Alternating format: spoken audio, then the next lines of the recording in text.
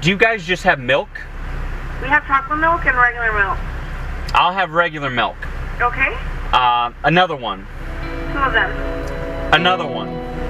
So 2. 3. Actually, another one. Okay? Another one. Another one.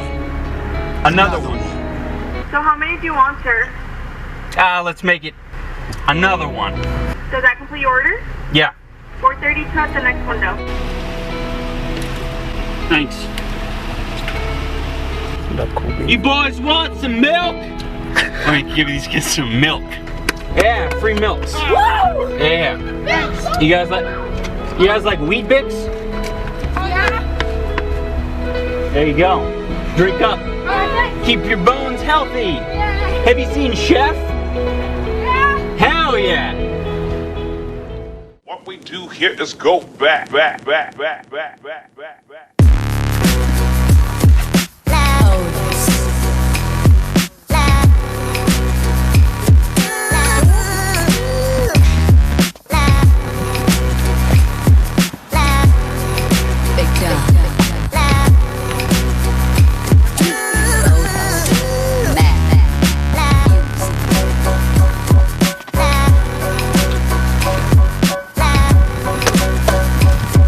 Faggot. Hey everybody, welcome back to another episode of Content Cop. Last week we looked at Jinx Reload, and even though we made a pretty good case for why his parody interviews are fucking awful, he's uploaded 2 more since then.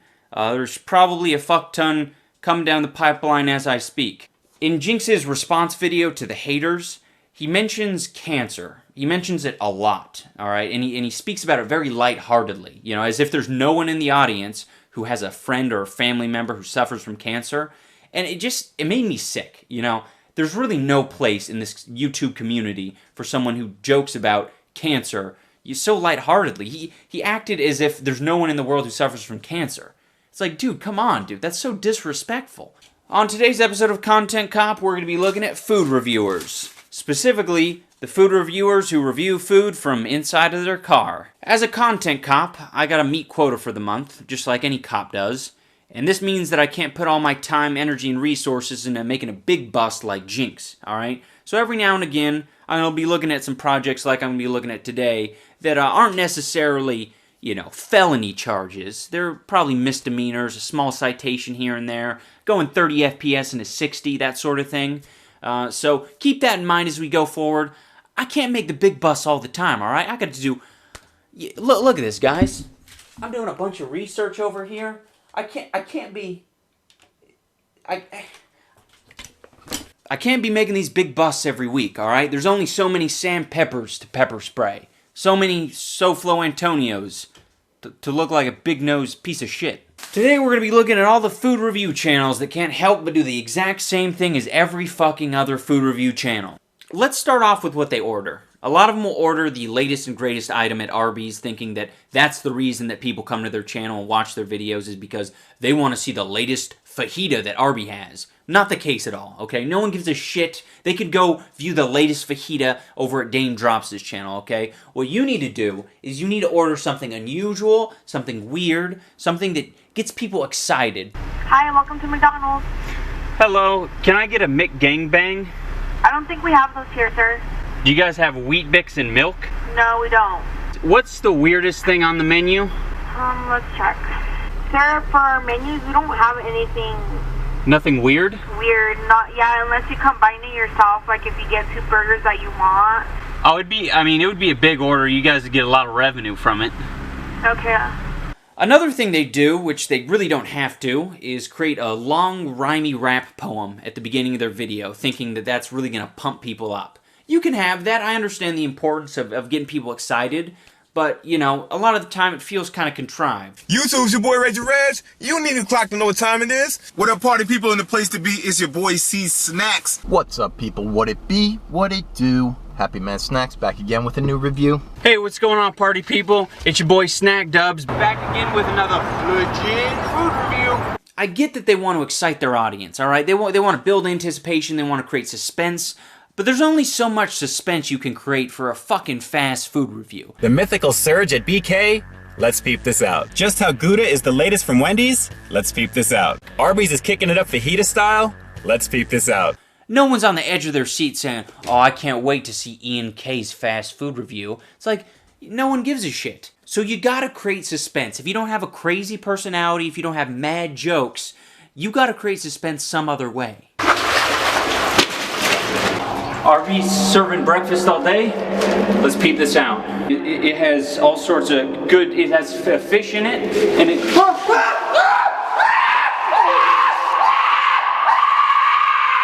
I think most of them do a pretty good job during the eating portion. You know, they're all pretty respectful. They don't do these epic mealtime macro shots of them just chowing down. There's this one guy, Joey Diabetes Tour, who really needs the camera, I don't know, maybe 20 or 30 feet away from his face while he's eating.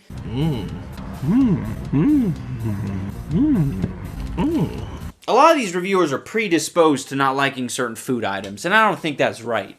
I mean, they're the reviewer after all. They're supposed to have the professional palate and be able to tell me if a tomato is crisp or not crisp. They can't just throw it off and be like, I don't review tomatoes. Oh, what are you, fucking gay? We might be able to rock with these a little bit later. Maybe not. I don't do fruit. Red ring of death, I'ma dead those items, because I'm gonna take them dead off my burger. I'm not playing. They put lettuce on my burger. I don't fuck with no lettuce. Nah. I don't fuck with no lettuce. Oh, they put pickles on this. You guys know your boy don't play with no pickles.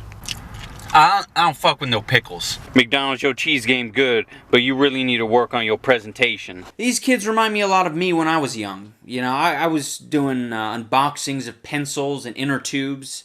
A lot of weird, dumb shit.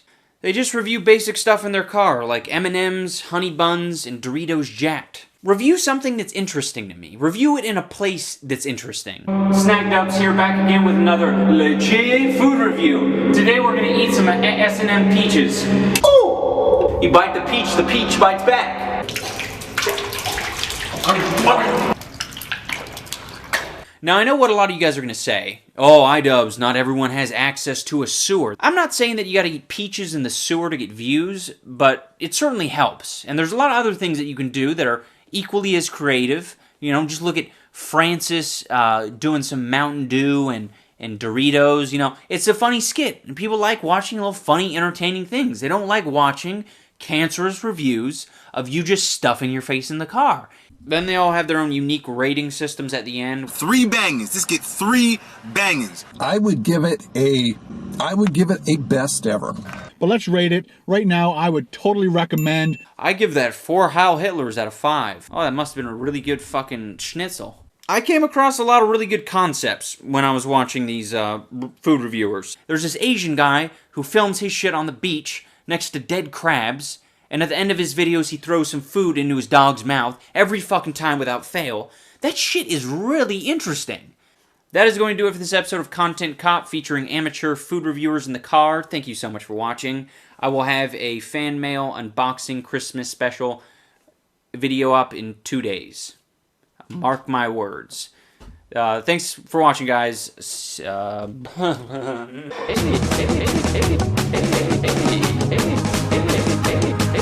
pretty good.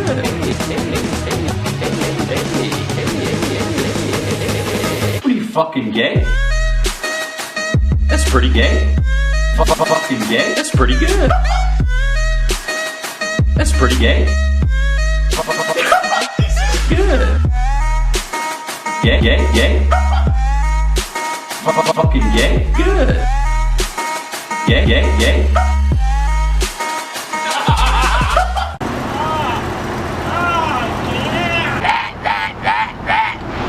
What is this, Epic Meal Time? What am I, Harley Quinn from Epic Meal Time? Hey, bacon. Hey guys, it's me, Harley Quinn. You like my beard? Yeah, I'm a badass. I like bacon strips and wearing lumberjack shirts. Look at me. I'm fucking gay. My name, cunt.